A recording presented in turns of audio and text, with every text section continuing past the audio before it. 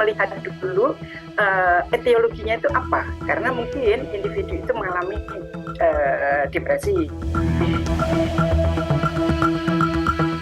Ada tumpukan box, ada tumpukan sampah juga di sini. Untung ya ini ada di luar ruangan. Kebayang nggak sih kalau ini semua ada di dalam satu ruangan, terus kita tinggal di situ? Aduh, pasti bau dan juga jadi sarang penyakit.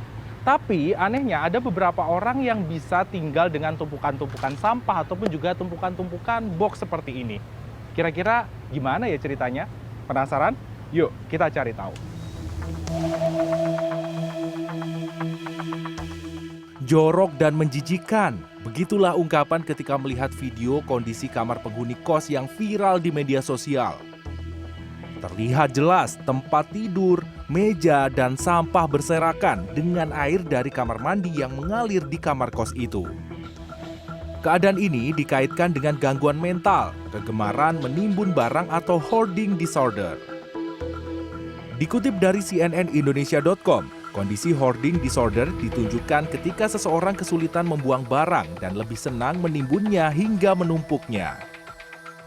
Faktor penyebab penyakit mental ini adalah kepribadian yang sulit mengambil keputusan, sejarah keluarga, menjalani hidup penuh tekanan atau stres, serta pengalaman buruk menyakitkan di masa lalu. Salah seorang yang pernah mengalami kebiasaan menumpuk barang atau gejala hoarding disorder adalah Arditama. Ia mengaku kebiasaan ini dimulainya sejak masih menghuni kos pada tahun 2008 lalu. Hal ini masih kerap ia lakukan di unit apartemen yang ia huni saat ini, meski sudah mulai berkurang.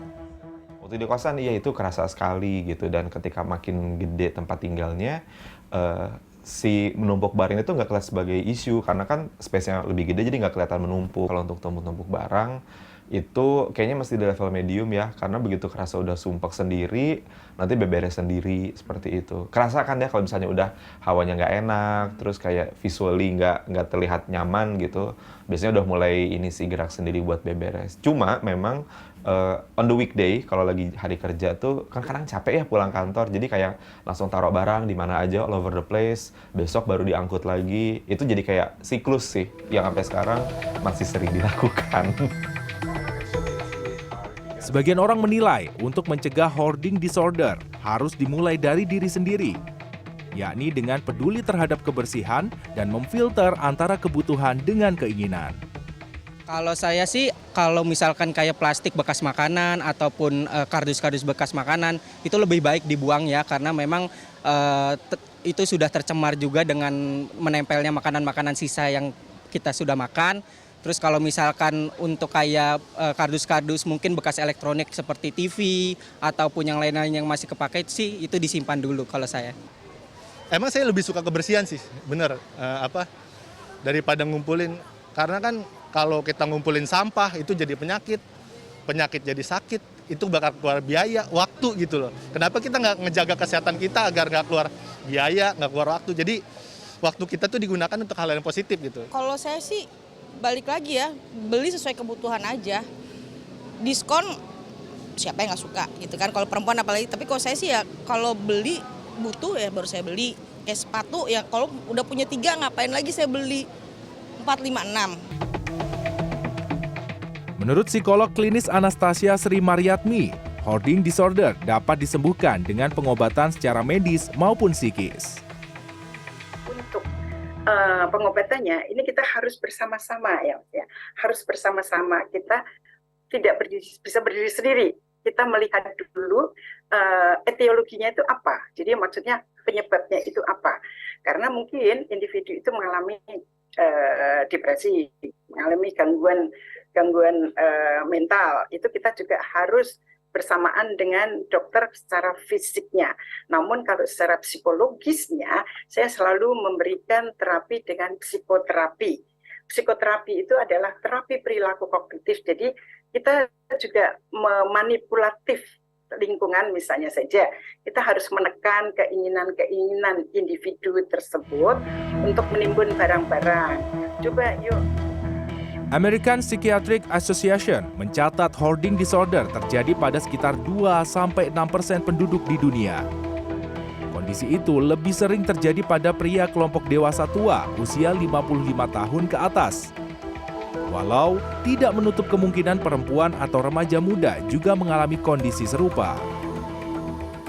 Hoarding disorder, meski bukan termasuk penyakit yang berbahaya atau hanya gangguan pada psikologis, namun apabila dibiarkan, ini dapat menyebabkan menurunnya kualitas kehidupan seseorang yang berdampak pada kesehatan. Ada beberapa hal yang dapat Anda lakukan agar terhindar dari hoarding disorder. Yang pertama adalah lihat ruangan tempat tinggal Anda. Apakah ada barang yang menumpuk? Jika iya, mulai kelompokkan barang-barang tersebut sesuai dengan kegunaannya. Apabila tidak berguna, dapat Anda buang atau Anda hibahkan, sehingga sekalian bersedekah. Yang kedua adalah letakkan tempat sampah di sudut-sudut ruangan yang mudah terjangkau, sehingga Anda tidak malas untuk membuang sampah. Oh ya, jangan biasakan membuang sampah pada tempat sampah hingga sampai penuh, karena ini bisa menjadi sarang penyakit. Yang ketiga adalah lakukan pembersihan ruangan secara berkala. Jika perlu, foto tuh before after-nya agar ada kepuasan tersendiri ketika Anda melakukan bersih-bersih. Jadi lebih semangat. Dan yang keempat adalah pemicu hoarding disorder. Ini biasanya adalah kepribadian dan riwayat keluarga. Kebanyakan adalah tekanan hidup atau stres. Oleh karena itu, Anda harus pandai-pandai mengelola stres Anda agar bisa melakukan hal-hal positif, bisa seperti bersih-bersih ataupun juga berolahraga sehingga Anda terhindar dari hoarding disorder. Tim Liputan CNN Indonesia, Jakarta.